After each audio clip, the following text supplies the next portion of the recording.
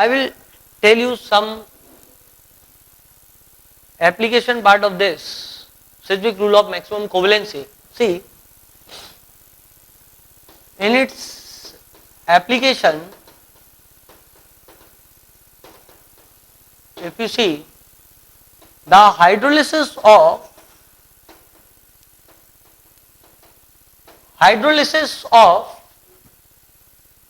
SiCl4 occurs, but hydrolysis of CCl4 does not occur. Hydrolysis of SiCl4 occurs, but hydrolysis of CCl4 does not occur. Why it is like that? It can be explained by Sedgwick rule of maximum covalency. See here. How does actually this phenomena of hydrolysis occurs? By that you will understand it more better.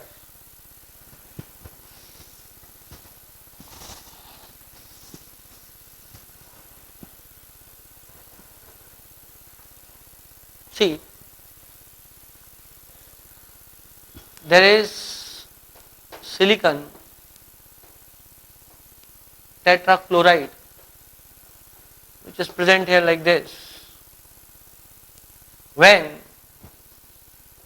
hydrolysis of this is carried out,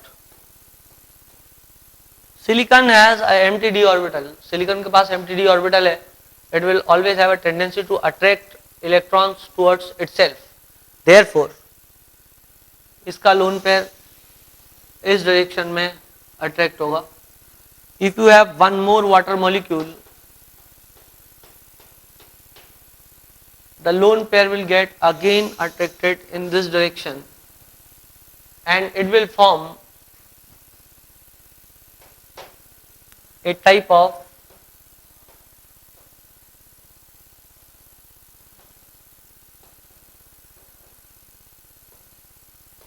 structure which appears somewhat like this, additional product which appears somewhat like this.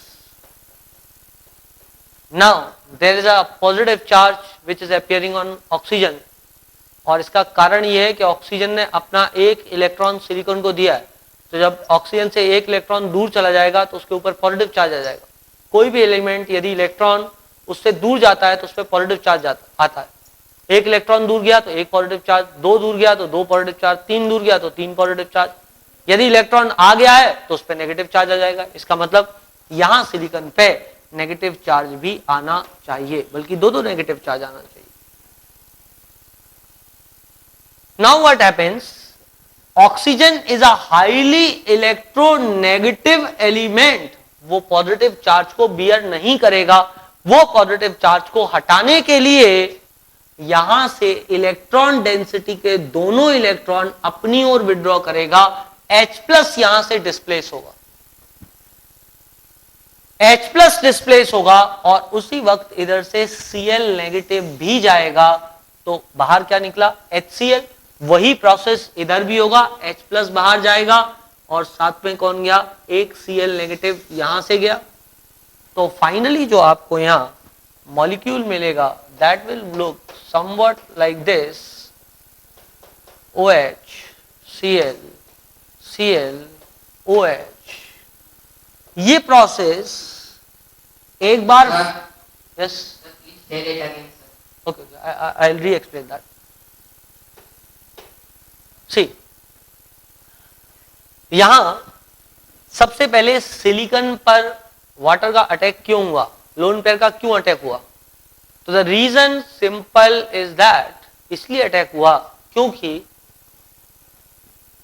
Silicon के पास d orbital खाली है और खाली d orbital होने के कारण it will always have a tendency to attract electron towards itself. D block element के जो मॉलिक्यूल्स होते हैं they work like Lewis acids. वो एसिड्स की तरह काम करते हैं. Acids are the one which attract the electron towards themselves. Base are the one which donates the electrons. तो यहां पर इलेक्ट्रॉन डेंसिटी अट्रैक्ट होगी. एक H2 आया, एक और H2 आया. अब सवाल ये उठता है कि दो ही H2O क्यों आए? तो जवाब आता है सिज्विक रूल ऑफ मैक्सिमम कोवेलेंसी से, जो कि बोलेगा कि the third period member can have a maximum covalency of 6। आप मुझसे कभी भी ये क्रॉस क्वेश्चन अल्टीमेटली जब मैं रिएक्शन कंप्लीट कर देता तो ये पूछ सकते थे, सर एक साथ ही 4 H2O का अटैक क्यों नहीं करवा देते हो, पहले 2 का करवाया, 2 HCl निकाला, फिर 2 का अलग से करवाया, फिर 2 HCl निकाला, इससे अच्छा 4 का इकट्ठा अटैक कराओ, 4 HCl बाहर निकाल लो। But the problem is that silicon 6 से ज्यादा कोवेलेंसी नहीं दर्शाएगा, नहीं दिखाएगा। देयरफॉर ये लोन पेयर इधर अटैक किया, ऑक्सीजन में पॉजिटिव चार्ज आएगा क्योंकि ऑक्सीजन ने अपना इलेक्ट्रॉन सिलिकॉन को दिया, एक इलेक्ट्रॉन, तो इस पे पॉजिटिव चार्ज अपीयर होगा, पर oxygen is a highly electronegative element, it is not going to bear the positive charge.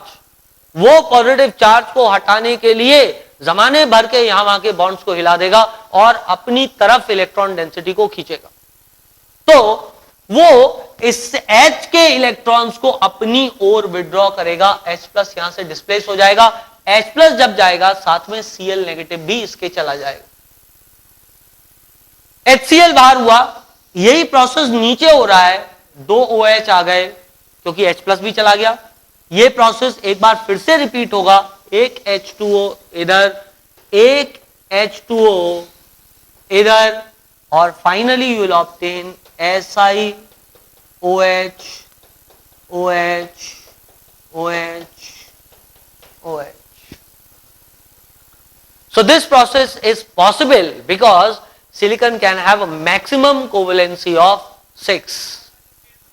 Okay, beta. So one of the students has asked this, what is the meaning of the lone pair? Obviously we have not discussed it, so I'll tell you what is lone pair.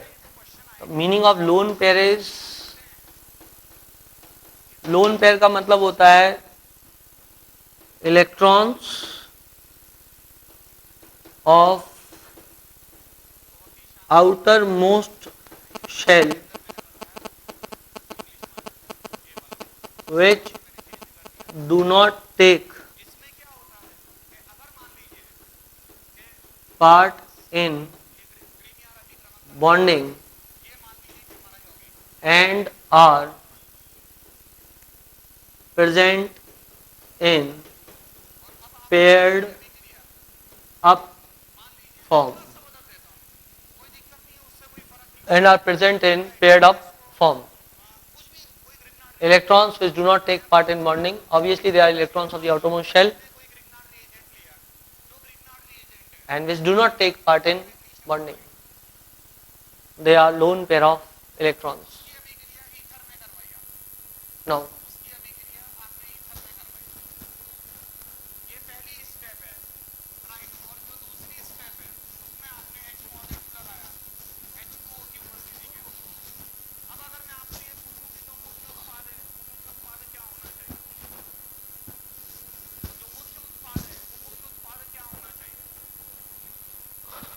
For example बेटा मान ले oxygen है, H2O है,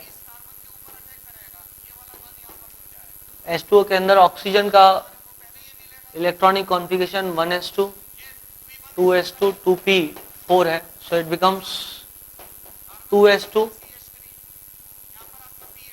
2p4, 2 hydrogen आएंगे, एक एक electron share कर लेंगे, H2O बन जाएगा। अब इसमें एक 2s and this is 2p, एक जोड़ा ये इलेक्ट्रॉन का और एक जोड़ा ये इलेक्ट्रॉन का, ये दोनों बॉन्डिंग में पार्टिसिपेट नहीं कर रहे हैं, therefore they are lone pairs.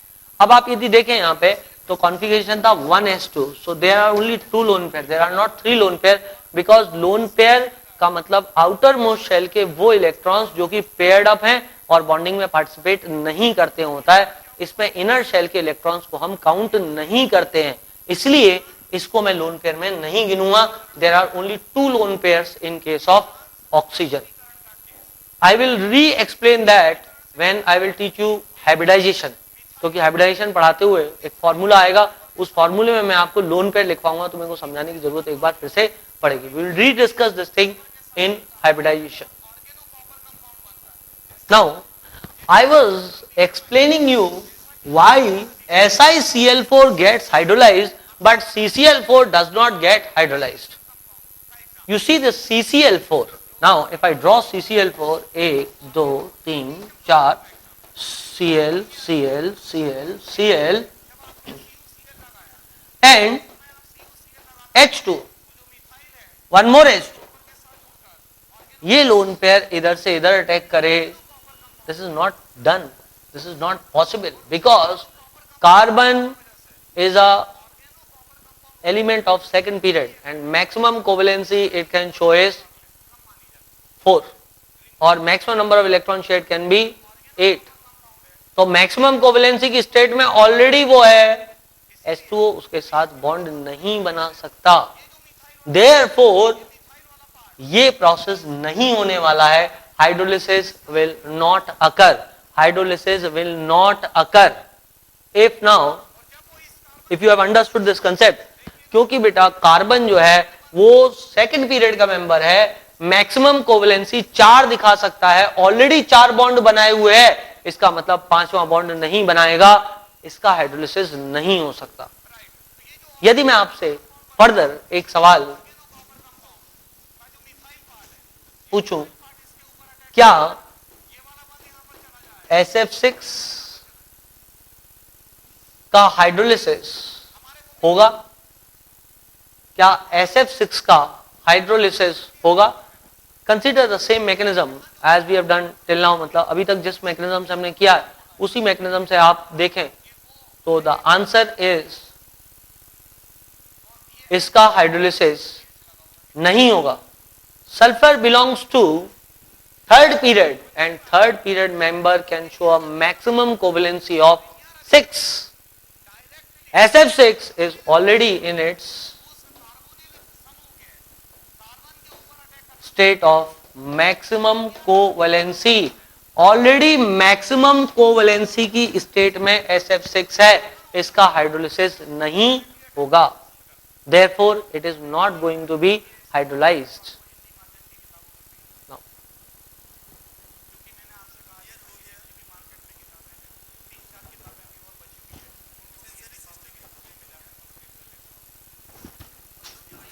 After discussing Sedgwick rule of maximum covalency, we will discuss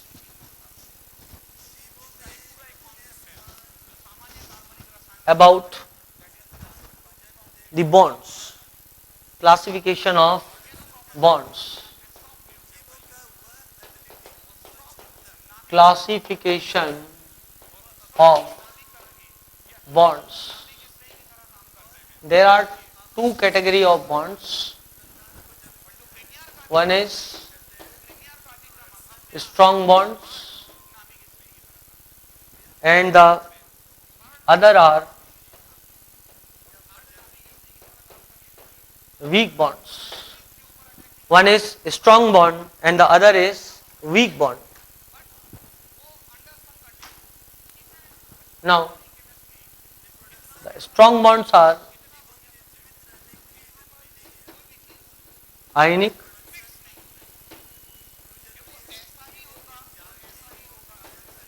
covalent, metallic,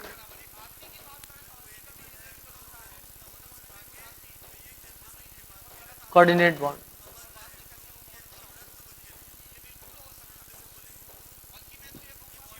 The weak bonds are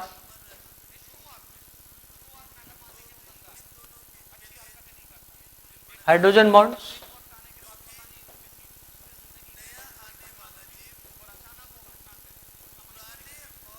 and van der Waal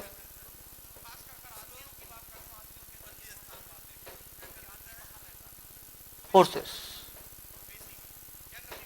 Van der Waal forces. Now we will begin from ionic bond.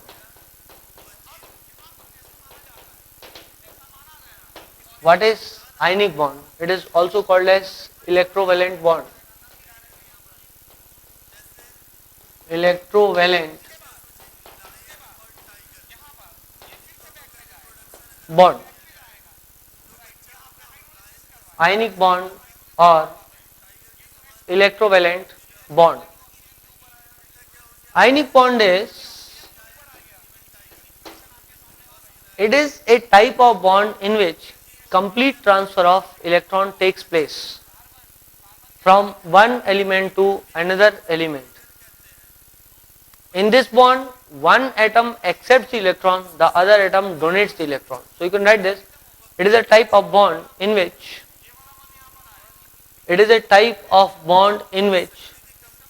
complete transfer of electron occurs,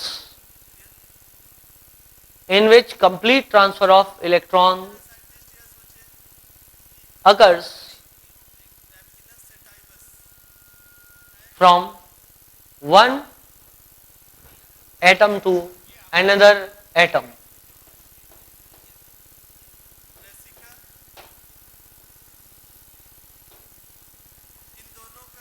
Complete transfer of electron occurs from one atom to another atom.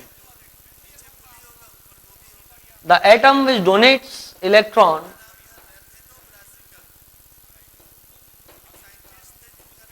donor atom or say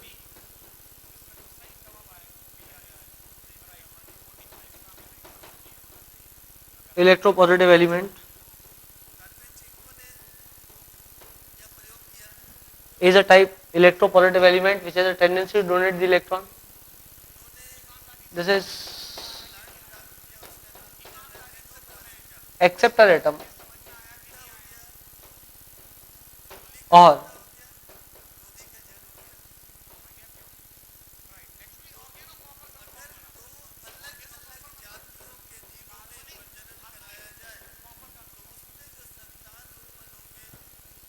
electronegative element.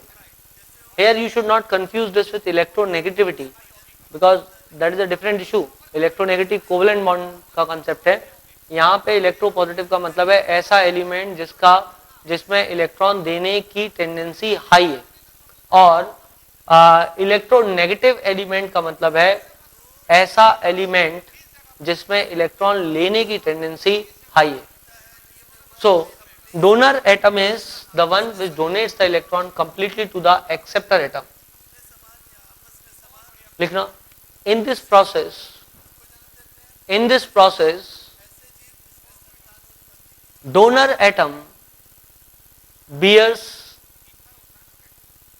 a complete positive charge,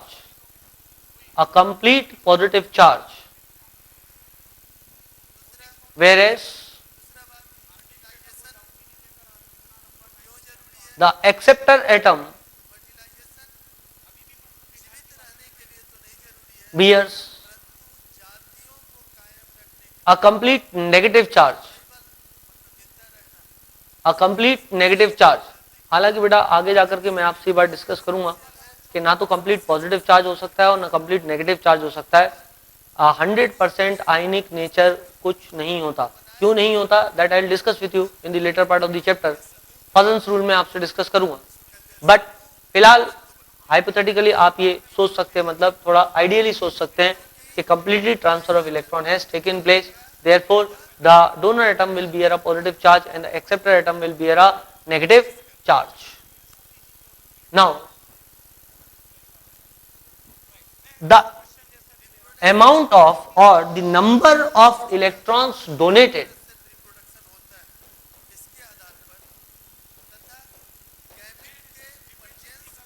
or accepted, the number of electrons donated or accepted by a element is termed as its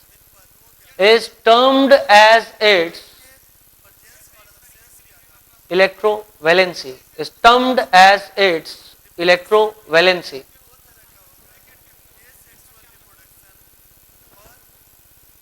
Now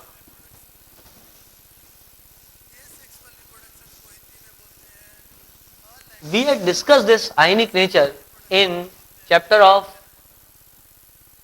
periodicity, where we said that more the difference of electronegativity, more the delta En, more the ionic nature. Delta En was directly proportional to ionic nature, A element और B element के बीच यदि ionic bond बना है तो complete transfer of electron है। पर जरूरी तो नहीं है कि हर वक्त सभी एलिमेंट्स पे एक से ही इलेक्ट्रॉन देने की और एक से ही इलेक्ट्रॉन लेने की टेंडेंसी हो। जैसे कि NaCl का केस ले लो और KCl का केस ले लो, तो Na में उतनी इलेक्ट्रॉन देने की टेंडेंसी नहीं होगी जितनी की पोटेशियम में इलेक्ट्रॉन देने की टेंडेंसी होगी। The IP of potassium will be less. It will donate electron easily. The size of potassium is larger. Therefore, the ionic character of KCl will be greater than ionic character of NaCl. Obviously, the difference of electronegativity is more. The electronegativity on Pauling scale for chlorine was 3. For sodium it was 0.9. For potassium it was 0.8 and for Cl again 3. So difference is there. Although it is very less, very minimal, बहुत ही कम difference है, but difference is obviously there. So which has more ionic nature? Obviously the more ionic nature is there with KCl. More the difference of electronegativity, more the ionic nature. And more the strength of this ionic bond will also be there. जितना ज्यादा charges होंगे उतना ज्यादा आकर्षण होगा, जितना ज्यादा आकर्षण होगा उतना ज्यादा बॉन्ड स्ट्रेंथ होगी. Now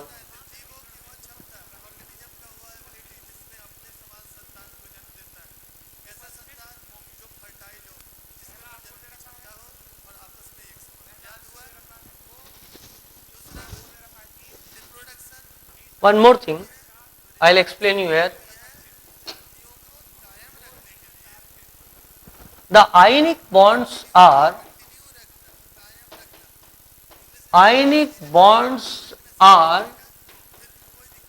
non-directional in nature. Are non-directional in nature. Although you will understand it better when you read about the covalent bond which are directional in nature, but I'll try to explain you this concept. What is the meaning of non-directional in nature?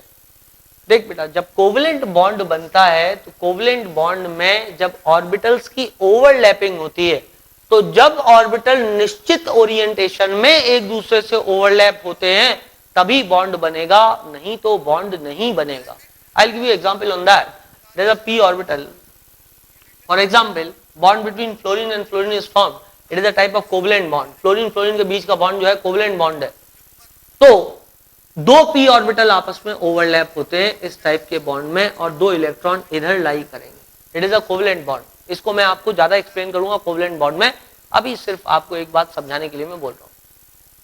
पर जब ये दो p orbital आपस में overlap कर रहे हैं, इनका ओरिएंटेशन एक जैसा ही होना चाहिए. ये नहीं हो सकता कि ये p ऑर्बिटल इस ओरिएंटेशन में और ये वाला p ऑर्बिटल डायरेक्टली शूट करता हुआ यूं आ रहा है. No, this overlapping is not possible. The bond will not be formed in this process. इसका मैं आपको छोटा सा कारण भी बताता हूं. इधर न्यूक्लियस है, इधर न्यूक्लियस है. न्यूक्लियस न्यूक्लियस को पसंद नहीं करता. यदि बीच में दो इलेक्ट्रॉन आ गए तो ऑब्वियसली एक न्यूक्लियस दूसरे न्यूक्लियस से शील्ड हो जाता है. ये दो इलेक्ट्रॉन रिपल्शन को कम कर देते हैं, बॉन्ड में स्टेबिलिटी आ जाती है. इस केस में यदि देखो तो यदि ओवरलैपिंग इधर आके होती, कुछ इस तरीके से ओवरलैपिंग होती, तो दो इलेक्ट्रॉन इधर होते, ये न्यूक्लियस इस न्यूक्लियस को तिरछी नजर से देखता. There would have been a repulsion. Stability नहीं हो सकती. स्टेबिलिटी नहीं हो सकती. ये नहीं हो सकता कि ये p ऑर्बिटल ऐसा है और ऊपर से एक p ऑर्बिटल यूं चला है इससे ओवरलैप करने के लिए. इस न्यूक्लियस और इस न्यूक्लियस के बीच सिर्फ एक ही इलेक्ट्रॉन रहेगा, बॉन्ड स्टेबलाइज नहीं हो पाएगा. परंतु चूंकि ionic bond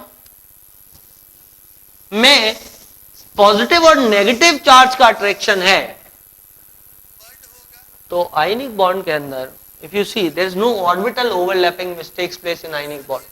ionic bond is merely electrostatic force of attraction. Na positive or Cl negative If this Cl negative was here in space, the bond would have been formed. If this Cl negative was here in space, equal stability bond would have been formed. No problem in that case. There is no overlapping which is taking place. यहां पर होता तो भी ठीक था, यहां पर होता तो भी ठीक था. आउट ऑफ द बोर्ड किसी भी दिशा में प्रेजेंट हो, यदि इक्वल डिस्टेंस पे प्रेजेंट है तो बॉन्ड बन जाएगा. Therefore, it is non-directional in nature. The ionic bonds are non-directional in nature. Note it down.